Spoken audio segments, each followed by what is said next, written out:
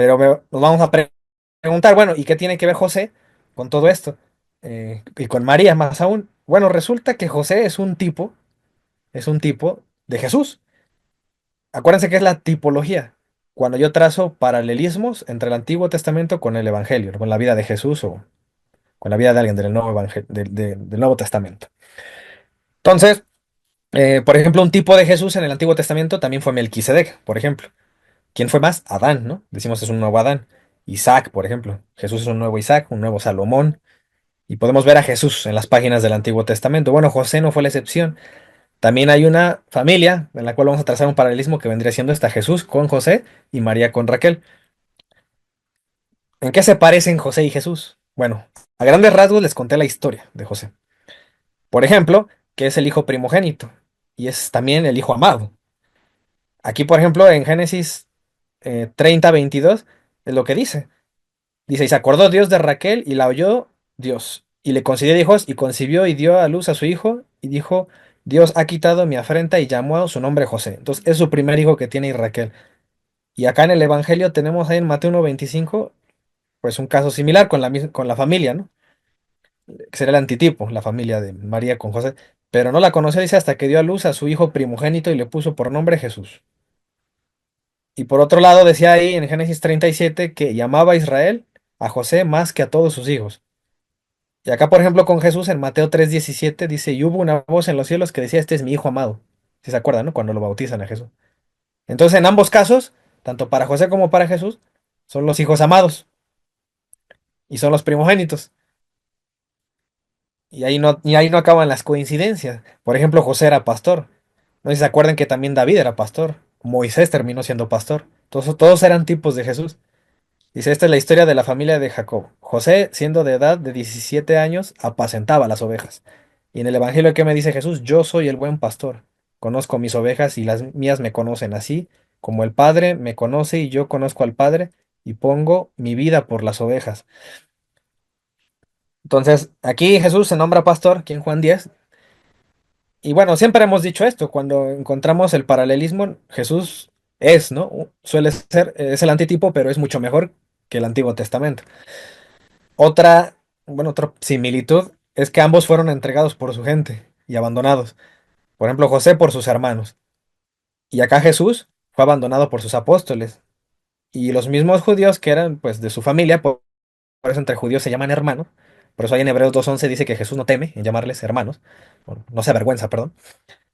Entonces, ambos fueron apresados y llevados así injustamente.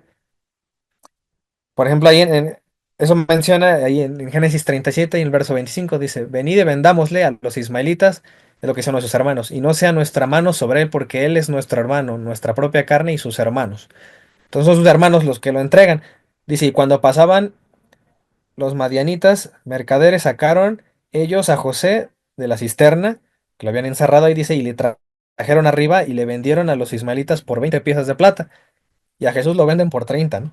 Por 30 piezas de plata, que es lo que acá menciona el Evangelio allá en Mateo 26:15. Lo entregaré, dice. Y ellos le asignaron 30 piezas de plata a quien a Judas. Y entonces este buscaba oportunidad para entregarle. Más adelante en ese capítulo menciona que ahí sus discípulos huyeron y le abandonaron, lo mismo que le hicieron a José. Dice, todos los discípulos dejándole huyeron. Otra similitud es que se encuentra con dos condenados. ¿Se acuerdan que les dije que a José lo metieron a la cárcel, ¿no? Injustamente. Bueno, pues ahí se encuentra con dos oficiales. Contra el jefe, dice, de los coperos y contra el jefe de los panaderos, que habían delinquido ahí con el faraón, dice, y los puso en prisión en la casa del capitán de la guardia, en la cárcel donde José estaba preso.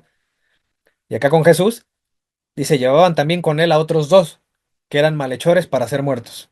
Entonces Jesús es crucificado con otros dos condenados, y José también, de alguna manera había sido condenado con otros dos malhechores. Y hay una semejanza también que ocurre entre José y Jesús en ese momento, que José descifra el sueño de los dos, y uno dice que va a vivir y el otro va a morir. Y algo muy parecido ocurre con Jesús, ¿no? Uno de los condenados vive en el sentido espiritual porque le dice, hoy conmigo estarás en el paraíso, y el otro muere. Sería gestas y dimas, ¿no? El otro pues no iría al cielo, que es algo también análogo a lo que pasó con José. Por ejemplo, ahí en Génesis 41:23 es lo que les digo, dice, e hizo volver a su oficio el jefe de los coperos, es decir, ese vivió y se dio la copa en mano del faraón, ese quedó vivo. Y el otro que le pasó, mas hizo ahorcar el jefe de los panaderos, como lo había interpretado José. Bueno, y en el Evangelio lo que vemos es que uno de los malhechores que estaban colgados le injuriaba, que sería el malo, ¿no? En el sentido análogo. Respondiendo el otro, le reprendió diciendo, ni aún temes a Dios, que está en la misma condenación. Entonces Jesús le dijo, de cierto digo, hoy estarás conmigo en el paraíso. Entonces uno vive, el otro muere. Otra similitud dice, comienza su servicio a los 30 años. Ahí lo ves en Génesis 41, cuando ya comienza con el faraón a trabajar. José dice, era José de edad de 30 años cuando fue presentado delante de el faraón, rey de Egipto. Y salió José de delante del faraón y recorrió toda la tierra de Egipto. ¿Y qué dice el Evangelio de Lucas? Jesús mismo al comenzar su ministerio era como de 30 años, hijo según se creía de José, hijo de Eli. Otra similitud, ¿no? Que tiene ahí. Una más dice que es elevado a la diestra del líder y domina a los demás. Eso le pasó a José con el faraón. Dice, le dijo eso el faraón, dice, tú estarás sobre mi casa y por tu palabra se gobernará todo mi pueblo. Hagan de cuenta como si se volviera un rey, José. Solamente en el trono seré yo mayor que tú, dijo además el faraón a José. He aquí yo te he puesto sobre toda tierra de Egipto. Entonces el faraón dice que quitó su anillo de su mano y lo puso en la mano de José y lo hizo vestir de ropas de lino finísimo y puso un collar de oro en su cuello y lo hizo subir en su segundo carro y pregonaron delante de él, doblad la rodilla. Entonces le arrodillan a José, dice, y lo puso sobre toda la tierra de Egipto, y dijo el faraón a José, yo soy faraón, y sin ti ninguno alzará su mano ni su pie en toda la tierra de Egipto. Entonces le da mucho poder a José. Y esto es algo parecido, o sería figura de lo que hizo Dios Padre con Jesús, lo vemos en Hechos 2:30, que es lo que explican, ¿no? Ahí en el capítulo 2 es donde ocurre el Pentecostés, si se acuerdan. Pero siendo profeta, dice, y sabiendo que con juramento Dios le había jurado que su descendencia en cuanto a la carne levantaría al Cristo para que se sentase en su trono. Dice, a este Jesús resucitó Dios del cual todos nosotros somos testigos y así que exaltado por la diestra de Dios y habiendo recibido del Padre la promesa del Espíritu Santo. Entonces, en ambos casos son exaltados a gobernar, ¿no? Y a tener el control de todo. Por un lado Egipto y por el otro lado Cristo, pues a toda la iglesia y toda la humanidad. Otra cosa interesante es que ambos alimentan al pueblo. José se había encargado de administrar en un sueño que descifró del faraón, le dijo que iba a haber 7 años de hambruna. Primero 7 años de mucha abundancia y luego 7 años de hambruna y es cuando llegan sus hermanos. Entonces José administró todo y fíjense, dice, es un relato interesante porque dice, cuando se sintió el hambre en toda la tierra de Egipto, dice, el pueblo clamó al faraón por pan y dijo el faraón a todos los egipcios, id a José y haced lo que os dijere. O sea, le dice, hagan lo que él les diga. Eso que les recuerda esa frase. Hagan lo que él les diga a las bodas de Canaán, ¿no? Entonces, por un lado, hay hambre y con José, hagan lo que él les diga. Y por el otro lado, es una boda donde falta no la comida, sino la bebida. Y María les dice, hagan lo que él les diga. Digo, es de las cosas interesantes que hay en la escritura, dice. Dice, y el hambre estaba por toda la extensión del país. Entonces abrió José todo granero donde había y vendía a los egipcios, porque había crecido el hambre en la tierra de Egipto. Y de toda la tierra venían a Egipto para comprar de José, porque toda la tierra había crecido el hambre.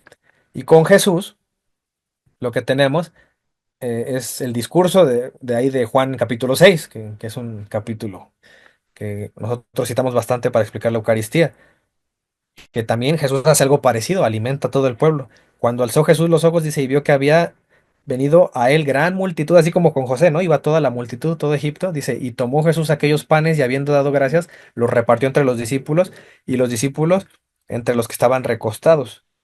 También repartió peces, dice ahí cuánto querían.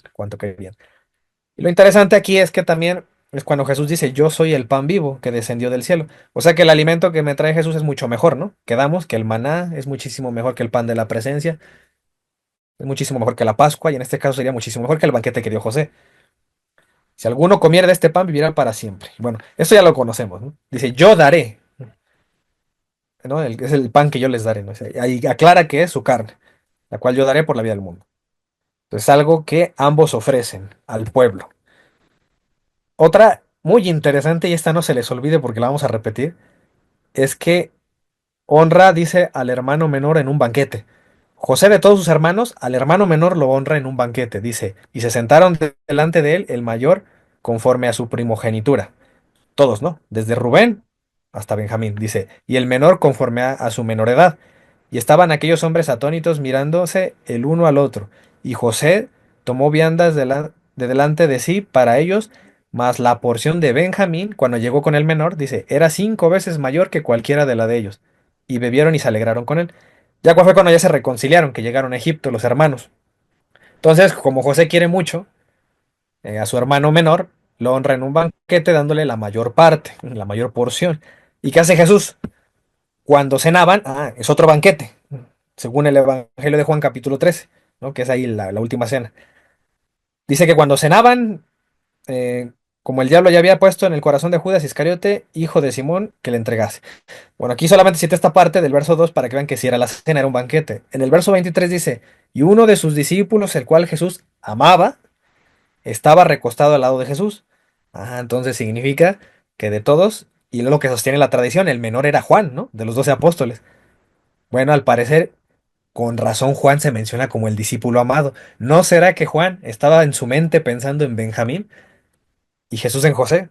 Tal vez. Lo vamos a aclarar ahorita, más adelante. Otra similitud dice que se revela ante su gente quienes al comienzo no lo conocen o lo desconocen. Y eso es lo que dice aquí en el Génesis 42. Cuando llegan ellos a Egipto, sus hermanos, eh, no se dan cuenta que es José.